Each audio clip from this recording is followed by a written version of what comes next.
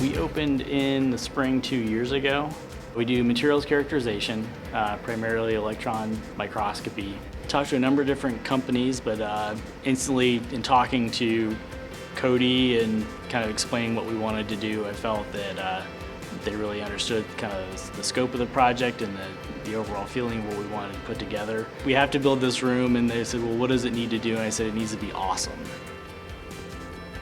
We were on a very limited time frame, and the guys were basically able to come up with the cost and the design for the technical equipment in the course of almost a weekend.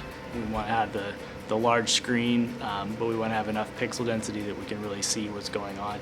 Having a video wall rather than just projectors is key for really having the brightness to be able to work and have this as a laboratory environment where you can still see what's going on and not have to necessarily dim the room and operate like it's a theater. It's really a laboratory and learning environment. Things like the Crestron controller allow us to take video input and move it from the front screen to the back screen. It just allows us to configure the room any way we want with just a couple of clicks of the control interface. It's easy enough that people can come in, just click a couple of buttons, and then configure it the way that they need it for their application that day. Right now we can host a lot of meetings and lectures.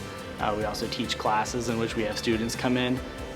We can take control of the microscope, so we can actually interact with the microscope. We can actually go put in a sample and change back and forth between the two different modes and show the students live what that difference is. That's what's really different than over what we were able to do in the past. I definitely work with live technologies again in the future.